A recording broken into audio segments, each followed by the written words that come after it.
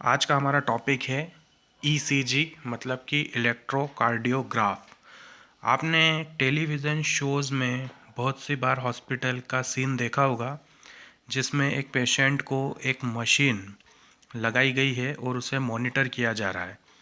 वहाँ पर स्क्रीन पर वोल्टेज के ट्रेसेस दिखाई देते हैं और एक साउंड वहाँ हमें सुनाई देता है, पीप पीप पीप पी। ये जो लास्ट में साउंड आता है पी का, इसका मतलब यह होता है कि पेशेंट है वो कार्डियक अरेस्ट में चला गया है। कार्डियक अरेस्ट का मीन्स ये है कि उसकी हार्ट बीट जो है वह रुक गई है, बंद हो गई है। इस टाइप की जो मशीन होती है वह इलेक्ट्रोकार्डियोग्राम को ऑब्टेन करने के लिए यूज़ में लाई जाती है। ईसीजी एक्चुअल होता क्या है? तो जो कार्डियक साइकिल होती है, कार्डियक साइकिल के दौरान हार्ट की इलेक्ट्रिकल एक्टिविटी का जो ग्राफिकल रिप्रेजेंटेशन होता है वह ईसीजी कहलाता है। जब हमें एक स्टैंडर्ड ईसीजी को प्राप्त करना होता है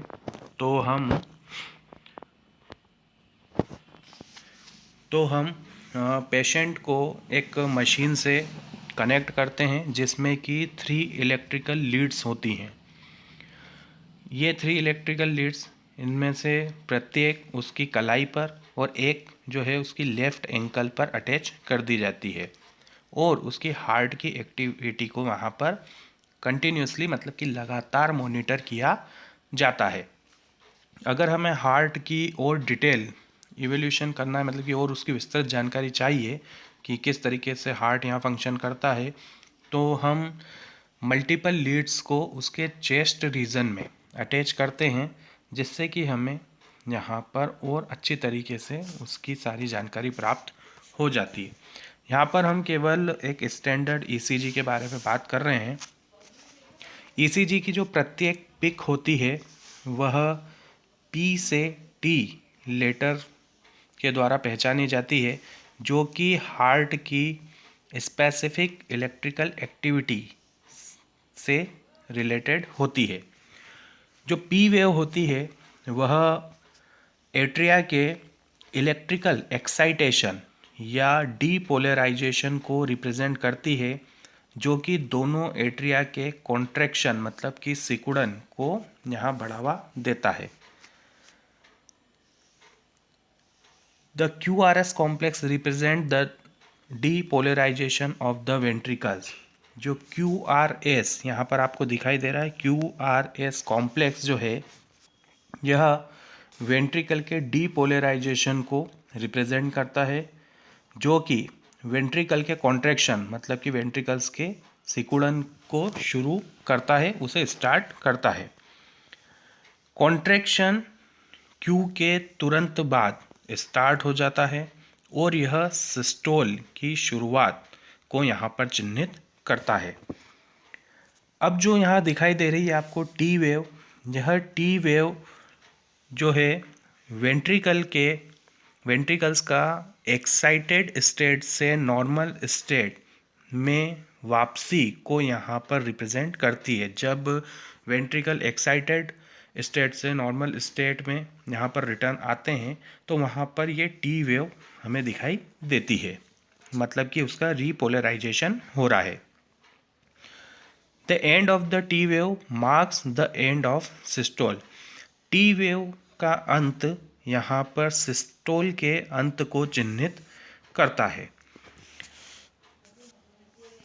QRS कॉम्प्लेक्स दिए गए एक टाइम पीरियड में QRS कॉम्प्लेक्स के नंबर की गिनती करके हम किसी भी व्यक्ति की जो हार्ट बीट होती है उसे डिटरमाइन कर सकते हैं।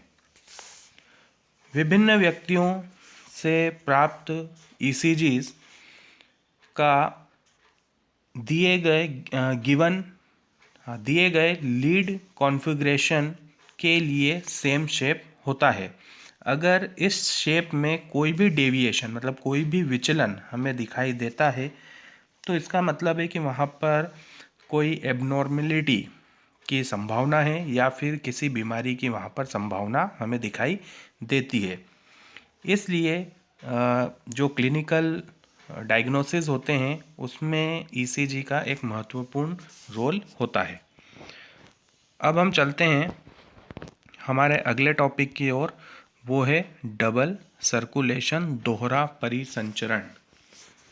देखिए, जो ब्लड होता है वो ब्लड वेसल्स मतलब कि आर्टरीज और वेन्स में एक फिक्स रूट में ही वहाँ पर फ्लो होता है।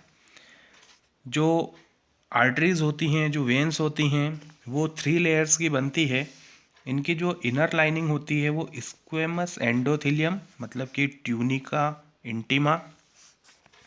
जो मिडिल लेयर होती है वो स्मूथ मसल्स इलास्टिक फाइबर्स की ट्यूनिका मीडिया, और एक्सटर्नल लेयर कोलेजन फाइबर वाले fibrous connective tissue tunica externa की बनी ट्यूनिका एक्सटर्ना कहलाती है। जो ट्यूनिका मीडिया होती है वह वेन्स में आर्टरी की तुलना में यहाँ पर पतली होती है। हम देख सकते हैं, ये इस फिगर में हम देख सकते हैं कि वेन का जो ल्यूमेन है वो बड़ा है। इसका मतलब इसकी जो ट्यूनिका मीडिया है वो बीच वाली जो यहाँ पर एक जो मसल्स हैं वो क्या है, यहाँ पर पतली है। यहाँ पर ल्यूमन देख सकते हैं आप, बड़ा है। इसका मतलब कि यहाँ पर बीच में पाई जाने वाली जो लेयर्स है ट्यूनिका मीडिया वो मोटी है।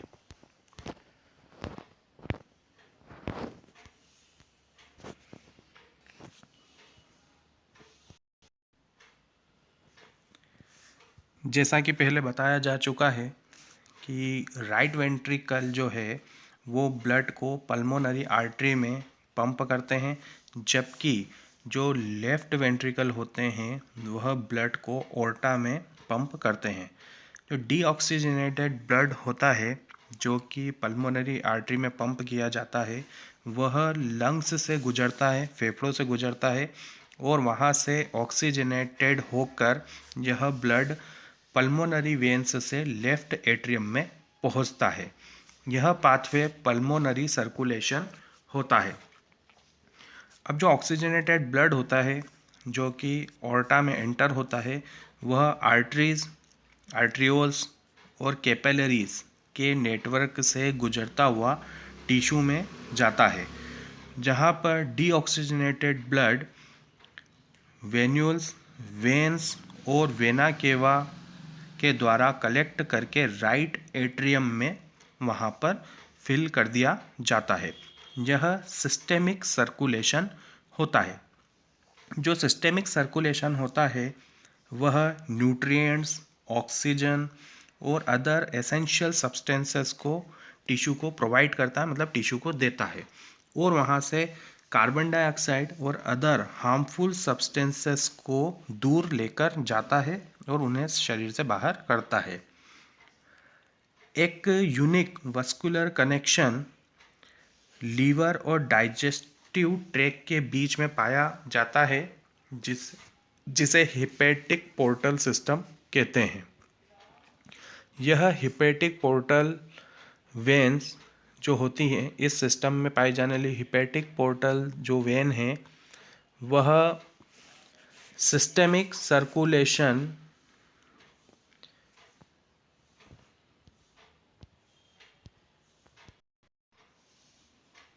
Hepatic portal vein systematic circulation में ब्लड को डिलीवर करने से पहले इंटेस्टाइन से लीवर तक उसे कैरी करती है। कार्डियक मस्कुलेचर तक और कार्डियक मस्कुलेचर से ब्लड के सर्कुलेशन के लिए हमारी बॉडी में ब्लड वेसल्स का एक स्पेशल कोरोनरी सिस्टम पाया जाता है। अब हमारा जो नेक्स्ट टॉपिक है वह है रेगुलेशन ऑफ कार्डियक एक्टिविटी को कैसे रेगुलेट यहाँ किया जाता है। देखिए, जो हार्ट की नॉर्मल एक्टिविटीज़ होती है वो सब जो है उसके द्वारा ही, मतलब ऑटोमेटिकली ही रेगुलेट की जाती है। ये हार्ट के अंदर जो नोडल टिश्यूज़ होते हैं, मतलब कि जो स्पेशलाइज्ड मसल्स हैं, वह हार्ट की जो नॉर्मल एक्टिविटीज़ होती है उनको ऑटो रेगुलेट करते हैं, इसलिए हार्ट को मायोजेनिक कहा जाता है।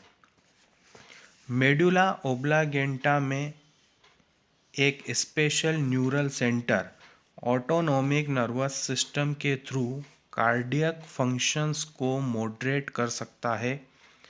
न्यूरल सिग्नल सिंपैथेटिक नर्व, मतलब कि जो एएनएस का पार्ट होती है, ठीक है, तो न्यूरल सिग्नल सिंपैथेटिक नर्व्स के थ्रू हार्ट बीट की रेट, वेंट्रिकल की स्ट्रेंथ, वेंट्रिकुलर कॉन्ट्रैक्शन की स्ट्रेंथ, इनको बढ़ा सकते हैं और कार्डियक आउटपुट को यहाँ पर बढ़ा देते हैं। दूसरी तरफ पैरासिम्पैथेटिक न्यूरल सिग्नल्स, जो कि एएनएस के ही अनदर कंपोनेंट होते हैं, वह हार्ट बीट को और जो एक्शन पोटेंशियल कंडक्शन की स्पीड होती है उन्हें यहाँ पर डिक्रीज कर देते हैं, मतलब कि घटा देते हैं, जिससे कि कार्डियक आउटपुट कम हो जाता है। एड्रिनल मेडुलरी हार्मोन्स भी कार्डियक आउटपुट को यहाँ पर बढ़ा सकते हैं। अब हम बात करते हैं डिसऑर्डर्स ऑफ सर्कुलेटरी सिस्टम की सर्कुलेटरी सिस्टम में क्या डिसऑर्डर होते हैं।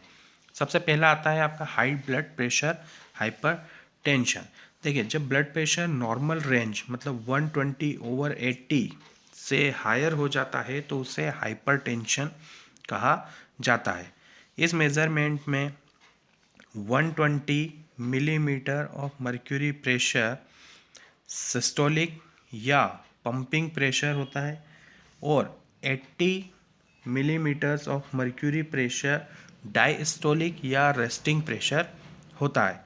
अगर हम किसी व्यक्ति का ब्लड प्रेशर लगातार चेक करें और वह 140/90 या फिर इससे ज़्यादा भी अगर वो आता है तो इसका मतलब ये होता है कि उसका जो ब्लड प्रेशर है वह हाई ब्लड प्रेशर है, वह हाइपरटेंशन में होता है। हाई ब्लड प्रेशर से बहुत सारी हार्ट से संबंधित डिजीज़ यहाँ पर हो सकती है और हमारी बॉडी के जो मेन ऑर्गन्स होते हैं जैसे कि ब्रेन, किडनी, वो भी यहाँ पर प्रभावित हो सकते हैं। अगली जो डिजीज़ आती है वो है कोरोनरी आर्टरी डिजीज़। जो कोरोनरी आर्टरी डिजीज़ है, यह डिजीज़ हार्ट की मसल्स को ब्लड सप्लाई करने वाली वेसल्स को अफेक्ट करती है, ठीक है। और इसका मेन कारण यह है कि उन वेसल्स के अंदर फैट, कोलेस्ट्रॉल, कैल्शियम और फाइब्रस टिश्यू वहाँ पर डिपॉजिट हो जाते हैं, जिसकी वजह से वह वेसल्स क्या हो जाती है, चौक हो जाती है। उसका जो ल्यूमन होता है आर्टरीज का, वो नेरो हो जाता है, मतलब कि सकरा हो जाता है, जिसकी वजह से हार्ट की मसल्स को प्रॉपर ब्लड की सप्लाई नहीं हो पाती। थर्ड जो डिसऑर्डर है वो है एंजाइना। इसे एंजाइना पेक्टोरिस भी कहा जाता है।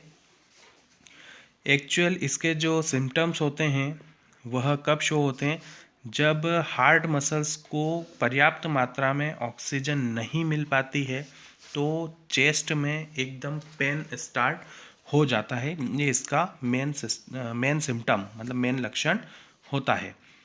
यह किसी भी उम्र के पुरुष या महिला को हो सकता है, पर कॉमनली यह मिडिल एज्ड और जो थोड़े बड़े होते हैं या वृद्ध लोग होते हैं उनमें देखने को मिलता है। और यह क्यों पैदा होता है, तो कुछ सिचुएशंस ऐसी पैदा हो जाती हैं जिनकी वजह से ब्लड का जो फ्लो है वो अफेक्टेड हो जाता है और एंजाइना नाम का डिसऑर्डर यहाँ पर देखने को मिलता है। अब आता है हार्ट फेलियर। हार्ट फेलियर का मतलब यह है कि हार्ट की एक ऐसी स्टेट जब हार्ट ब्लड को सही तरीके से पंप नहीं कर पाता है बॉडी की नीड के अकॉर्डिंग, मतलब कि आपकी बॉडी को जितनी आवश्यकता है ब्लड की, उतने ब्लड को या बॉडी के हर पार्ट में उतने ब्लड को, पर्याप्त मात्रा में ब्लड को जब हार्ट पंप नहीं कर पाता है तो यह हार्ट फेलियर के इसमें आता है। इसको कभी कभी कॉन्जेस्टिव हार्ट फेलियर भी कहा जाता है, क्योंकि लंग्स का जो कॉन्गेशन है वह इस डिजीज़ का मेन सिम्टम्स होता है।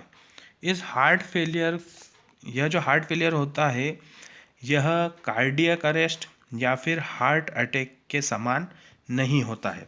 कार्डियक अरेस्ट में हार्ट बीट जो होती है वो बिल्कुल स्टॉप हो जाती है। हार्ट अटैक में क्या होता है कि जो हार्ट की जो मसल्स होती हैं वह ब्लड की प्रॉपर सप्लाई न होने की वजह से डैमेज हो जाती हैं, पर हार्ट फेलियर उनके समान नहीं होता है। तो आज का हमारा टॉपिक हम यहीं पर समाप्त करते हैं। Good bye.